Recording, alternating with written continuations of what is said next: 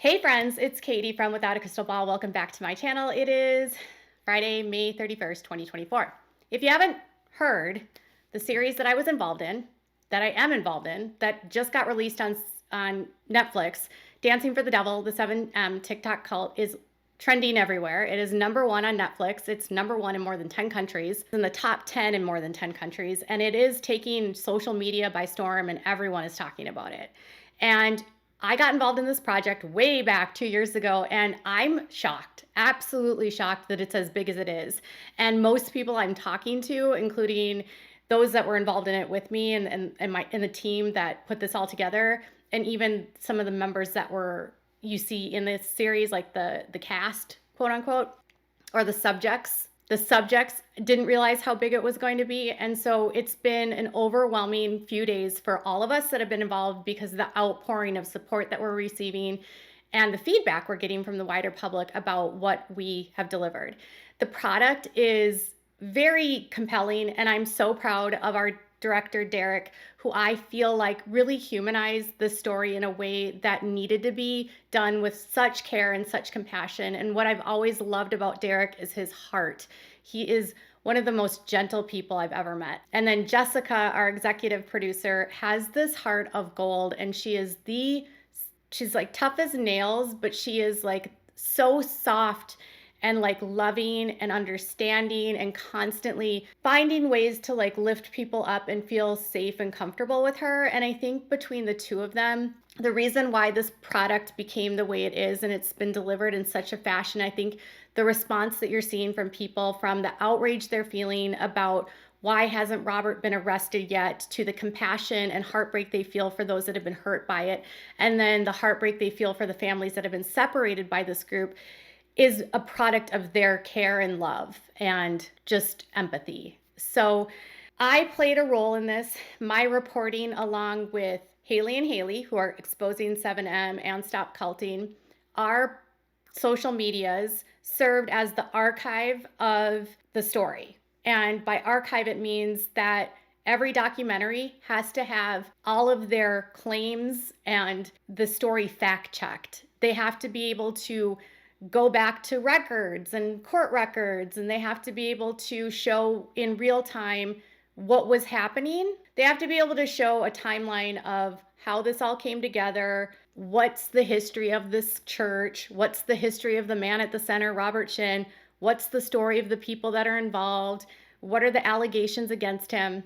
And the subjects that are on the series are able to fill in a lot of those holes, and then our reporting is used as they speak about hearing things, and then they'll talk about how these reports affected them. They'll talk about how their own experiences were like these reports, and they go into some of the more unsavory details about life inside of this group.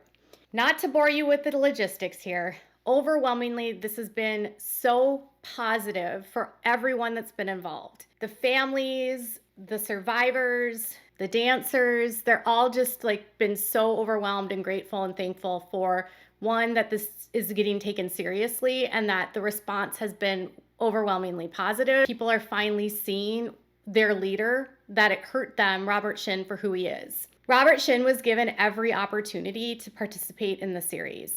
Robert Shin sued most of us. He sued me, he sued Priscilla, he sued Melanie Lee, he sued Haley and Haley. And then he has threatened legal action against others, like the Wilkins. He sued me because of my connection to the Wilkin family.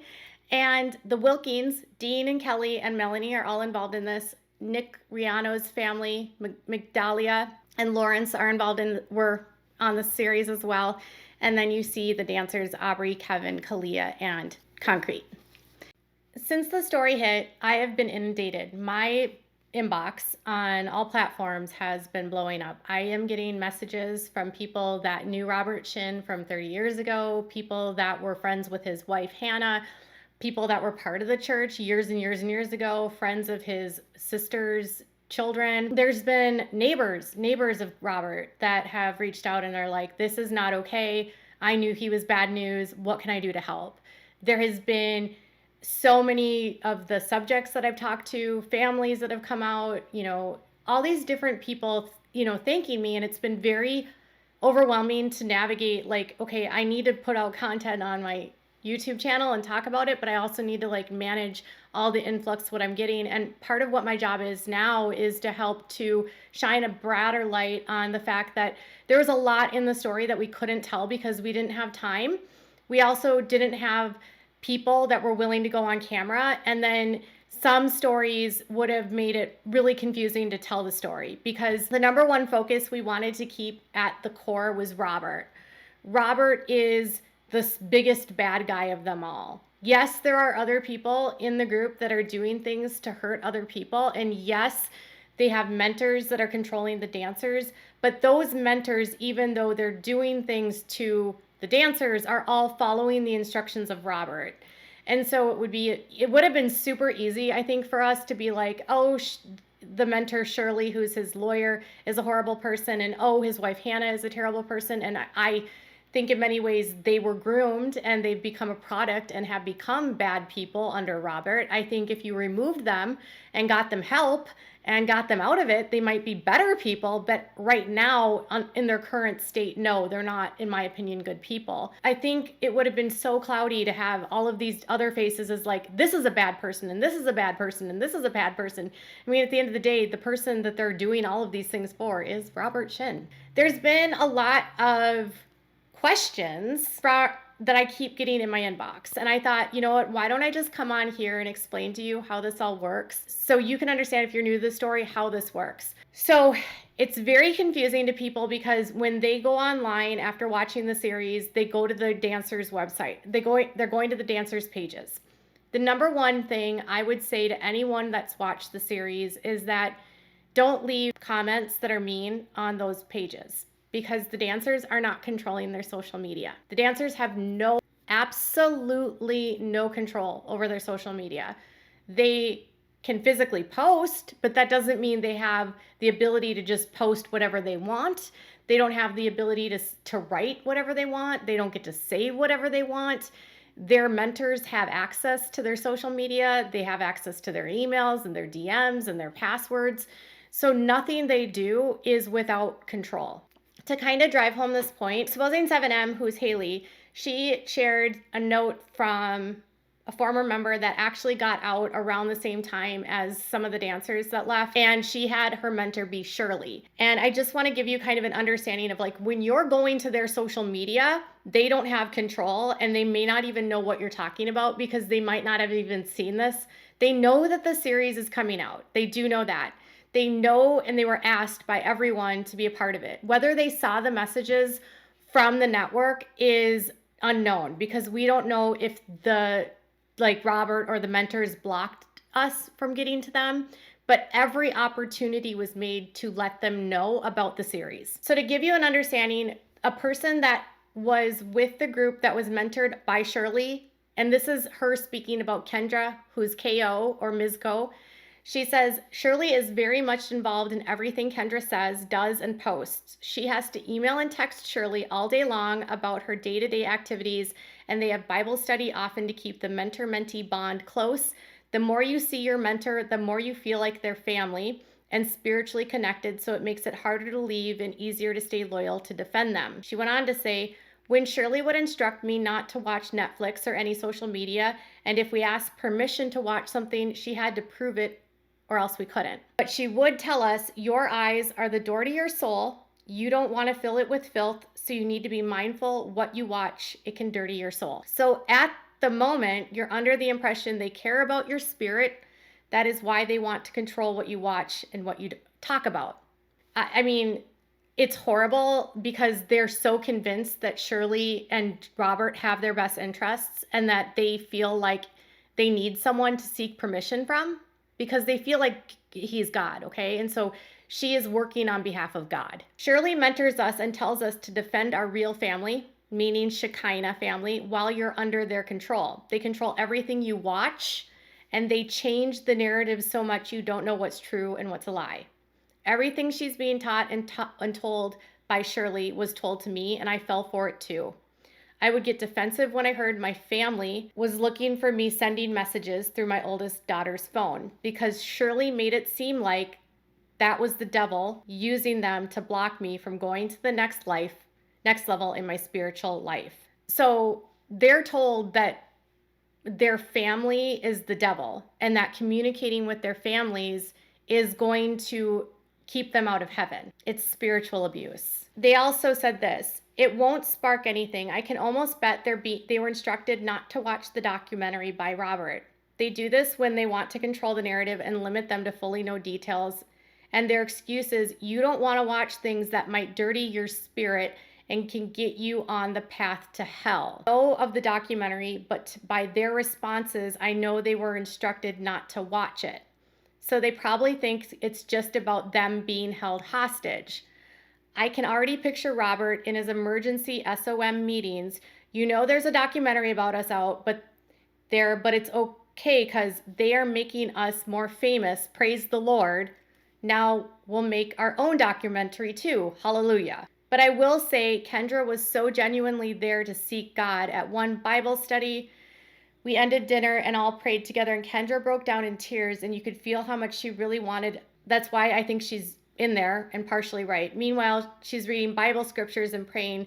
They're using that to control everything about her and her finances.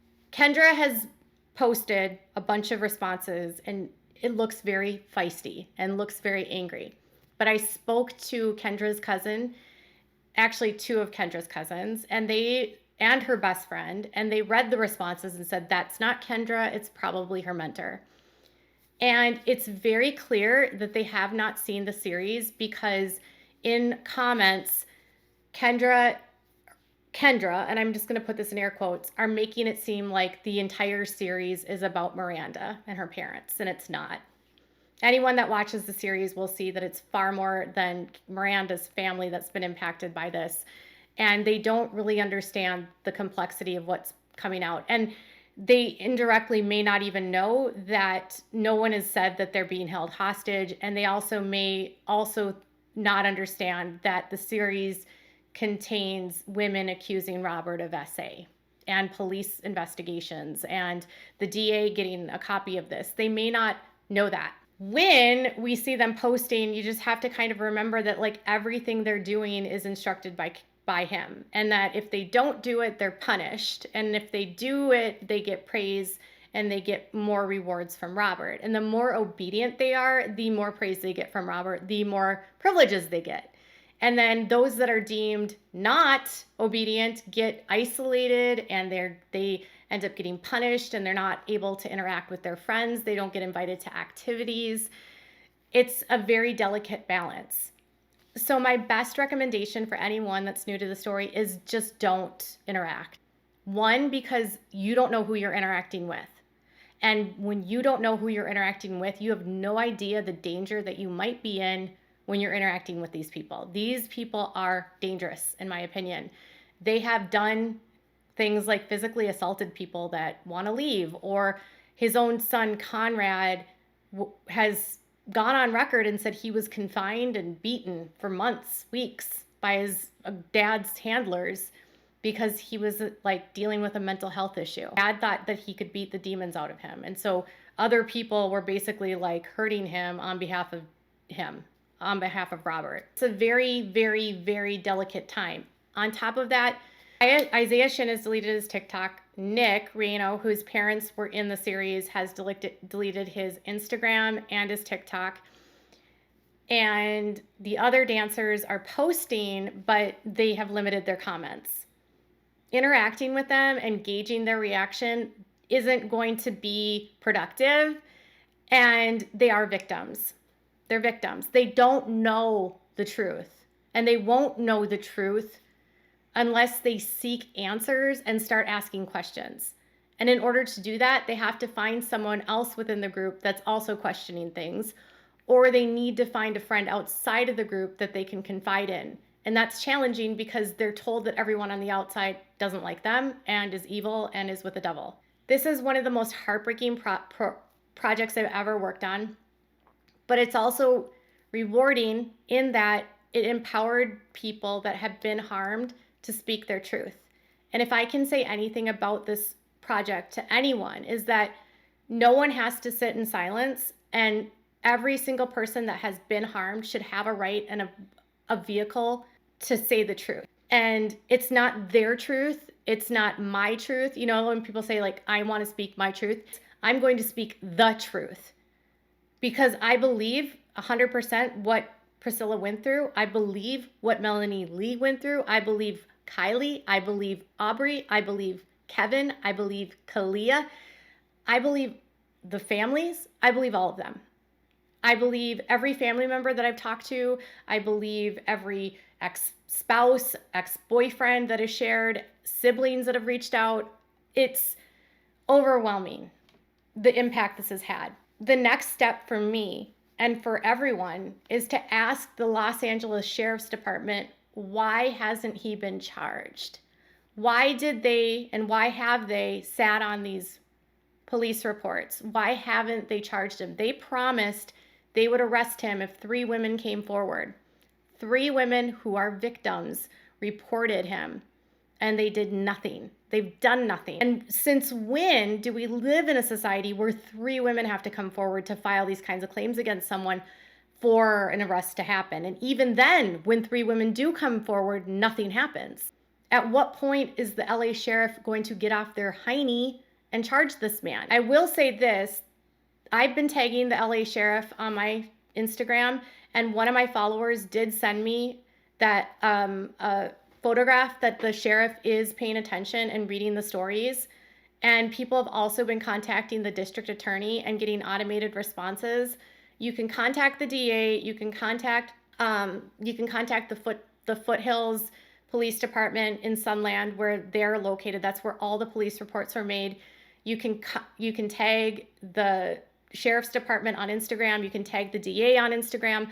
What we're doing is just trying to apply as much pressure for them to take this seriously, because until he's arrested, none of the women or the men are safe. None of them. None of them are free to come and go as they please. All of them are being exploited. All of them, in my opinion, have been trafficked and are continuing to be trafficked. It's slave labor. I spoke to someone that manages a coalition in another state, and they said, you can't help a victim that doesn't know they're a victim. And until they know they're a victim, they can't get help. And right now, the dancers don't know that they're victims. So please be kind and don't be mean and don't be cruel. And if you're a friend of them, keep your lines open and just let them know that you love them and you'll be there for them no matter what. And just know that just because he hasn't been charged doesn't mean he won't be charged. And also know that he has denied everything. He's denied he's done any of this.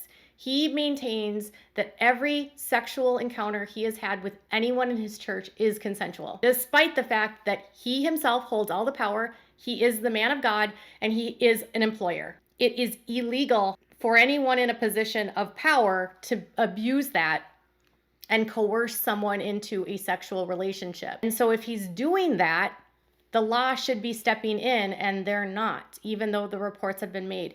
If you were a victim of him, there are no statute of limitations in the state of California for rape. All right, so that's what I have for now. Please, please, please be kind to the dancers. I will keep you updated on everything, but this is all I have for now.